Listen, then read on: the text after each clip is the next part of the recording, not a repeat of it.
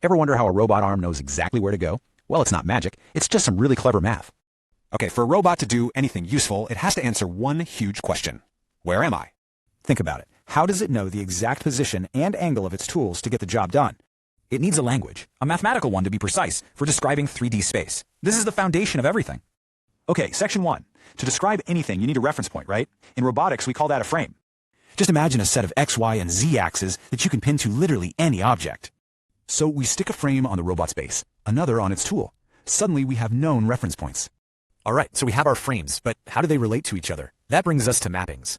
If you know a point in the tool's frame, how do you find it in the robot's frame? You use mapping. Let's start simple, with just rotation. Say a frame is rotated 30 degrees around the Z-axis.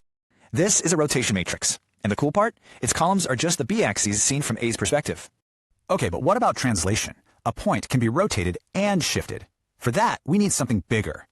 This is the homogeneous transformation matrix. It's a 4x4 that packs rotation and translation all into one. The key is, this matrix maps a point from frame B to frame A. The notation's clever, the B's kind of cancel out. All right, section 3. Now this is where it gets really cool. That same matrix can mean something totally different. It can be a mapping, which is a description, or it can be an operator, which is an action. As the Groover textbook points out, the numbers are identical, but the interpretation is completely different. Wild, right? So you've got two completely different interpretations for the exact same mathematical tool. That's the elegance of it. So let's bring this all home. What's the language of motion really made of?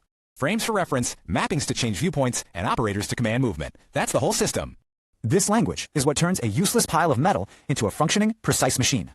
So if this is the language for just one robot, what happens when multiple robots need to start talking? Namaste. Thanks for watching. Stay tuned for more.